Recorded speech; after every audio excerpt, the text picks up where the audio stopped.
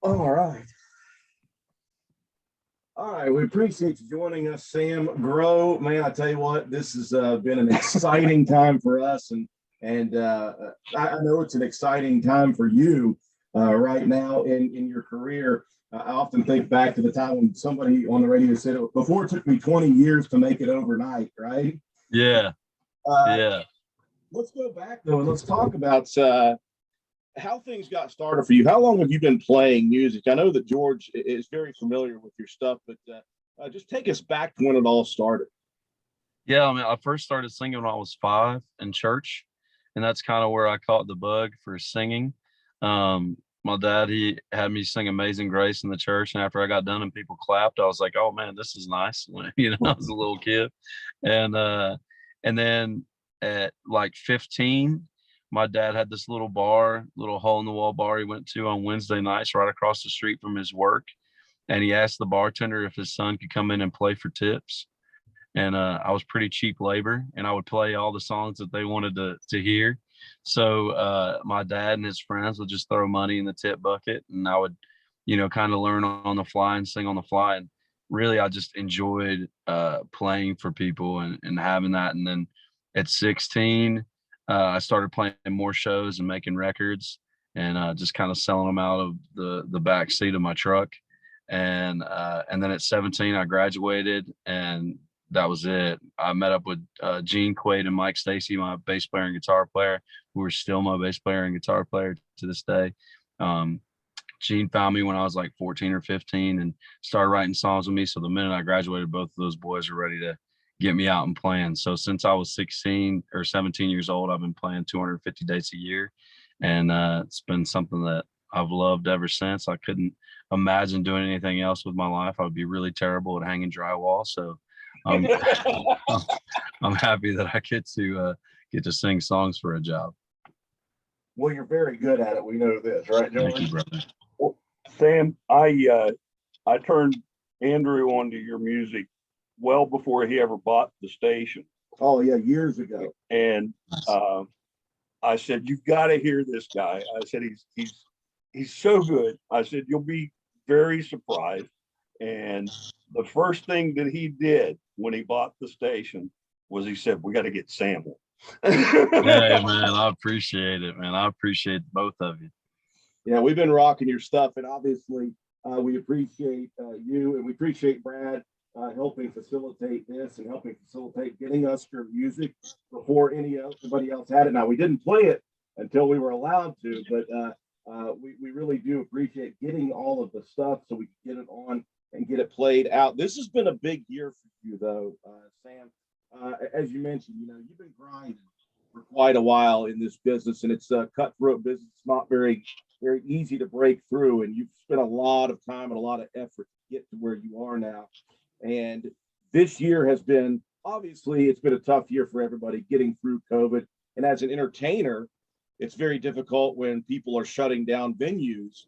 But on the backside of this, you've had a very exciting last couple of months. Yeah, man.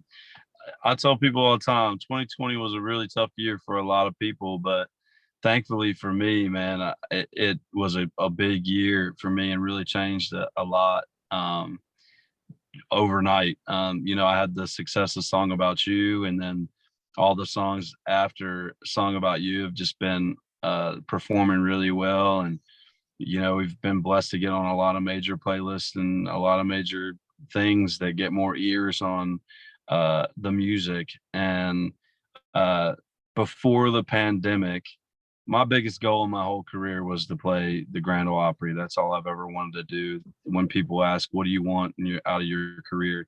That was always my answer. I didn't care about Grammys. I didn't care about any other stuff.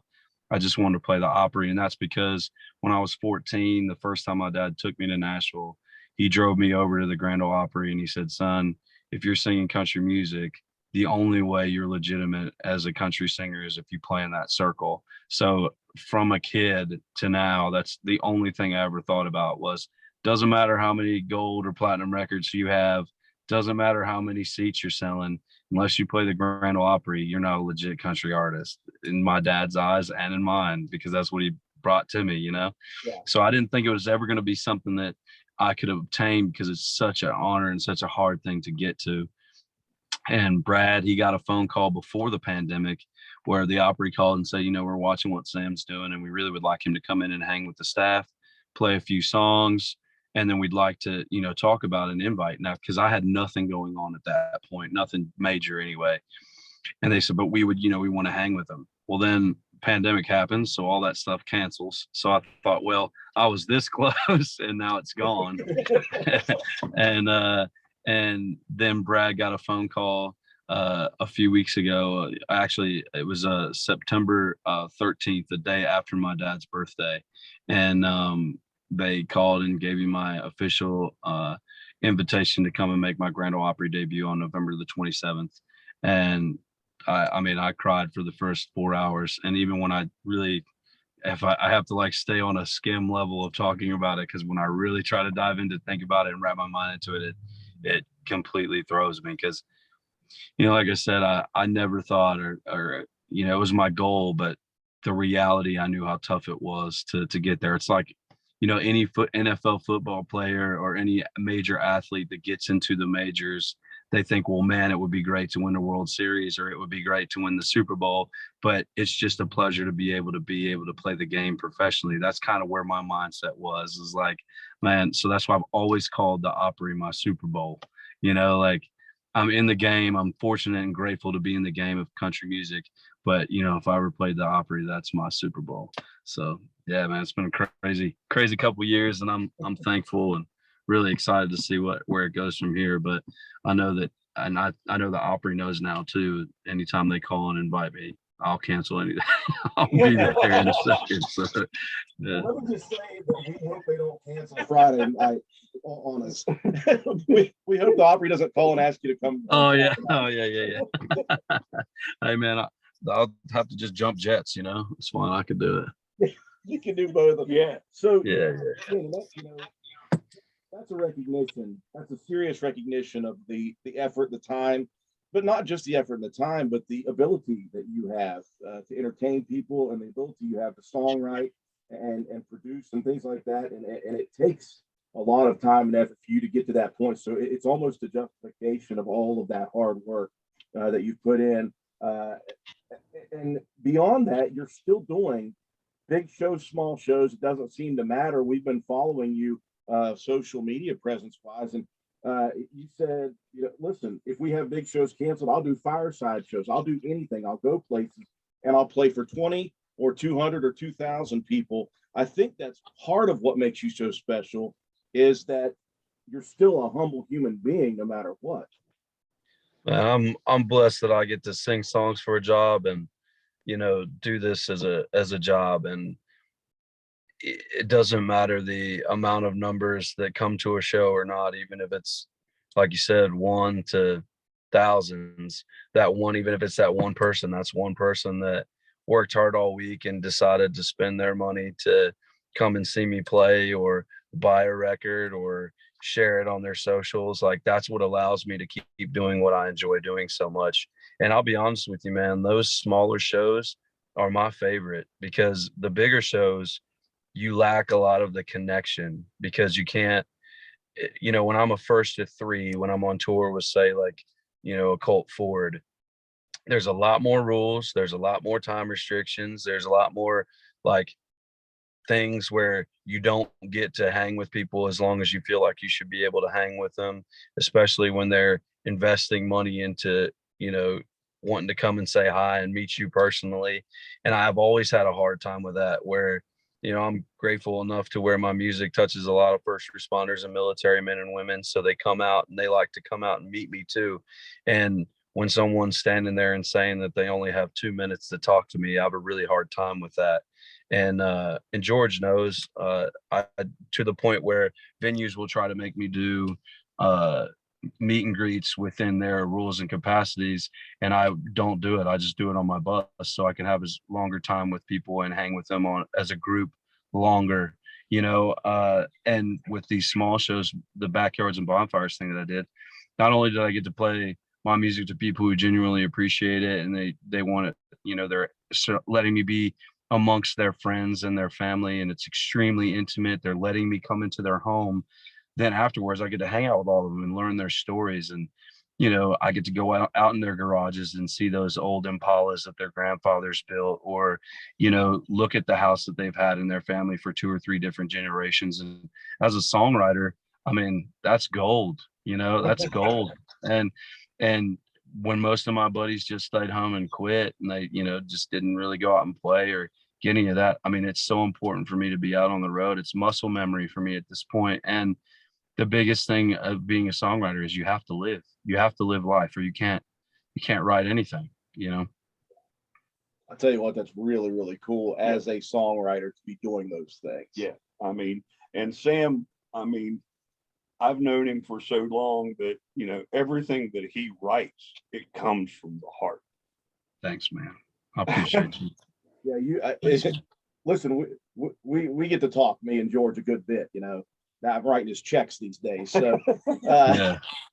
but yeah, it's really exciting for me to see George's excitement for you, because he's known you for so long, and because he's watched the struggle from the get-go, and he's been such a cheerleader on the side for you. And it's so cool for us to build a listenership and an audience for you just in our listening area. I'm telling you what, it's been the response since we started playing your stuff in Roane, Calhoun, the surrounding areas has been insane. People are loving your stuff. And again, I think that's because of the connection you have with people.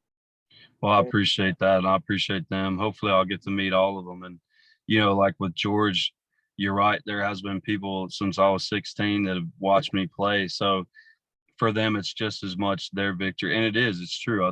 And George has done this saying for a while too. All I do is write songs, make them and record them. What they do from that point on depends on the people. They listen to it, play it to their friends, share it, and, connect to it.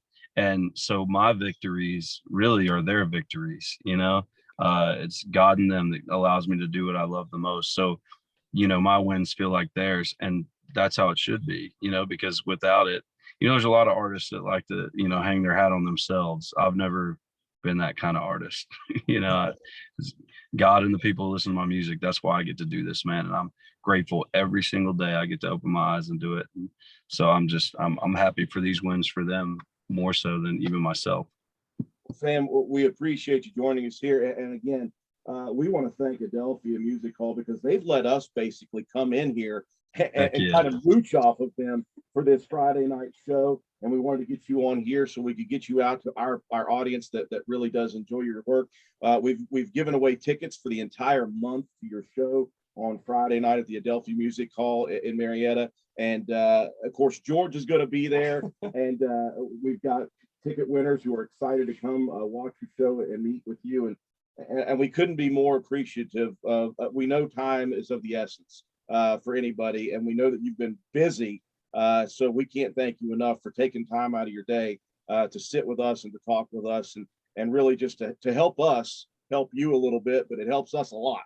I was about to say, man, no, this is a team effort, brother. And I appreciate you guys very much taking the time and allowing me to be a part of your platform. It makes a big difference. And I'll tell you what, it's a huge thing for me for a radio station to play my songs. I know how hard that is sometimes to get around, regulations and rules and all that kind of stuff. And I appreciate y'all bending those things for me. It's good to know George, who knows the owner. So we were able to mess around a little. It doesn't hurt to know the owner and say, that's hey, right. That's right. Come on. That's right. Well, I'm one of those owners that says, well, they're gonna have to find me and catch me first. Yeah, man. And I'll tell you, that's the thing. That's what I miss, and I think that's what a lot of people miss about radio in general. Is it used to be the place for music discovery, and it was like a local station, and a station that is near your area is like putting it on in the morning and getting a warm hug from the people that you know. And I think that connection, man, is the biggest thing. And when you try to make that into a corporate business and strip away that connection and strip away that stuff, people can't feel connected anymore. So they move on to a place where they can try to find that connection. And that's what makes stations like yours so special. And that's why I'm honored that my music gets spun on it, man. So I really do appreciate you very, very much. We will tell you this, Sam, that the since we started playing Love and Whiskey and Me and Mine, when we started playing stuff off of those two CDs before This Town came out, those two CDs prompted 5 other stations in our area to start playing Sam Grow music.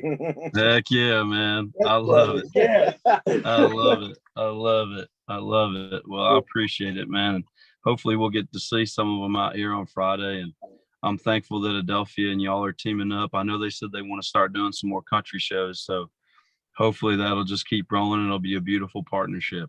Yes. Absolutely, Sam. Thank you so much. I know George is excited to see you on Friday night. I know Sherry's excited to see you on Friday night. Heck yeah.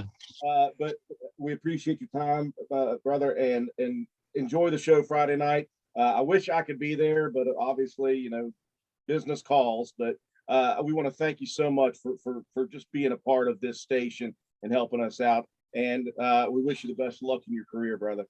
I appreciate y'all, man. And hopefully I'll see you soon. And Sam, sign off the way you always sign off. Oh man, I have so many sign-offs. No, I'm the one you usually use on social media. I appreciate y'all very, very much. The only reason why I get to do what I love is because of God and y'all. Peace. Mwah. See Sam y'all, Grow, man. everybody. Thank you. Later.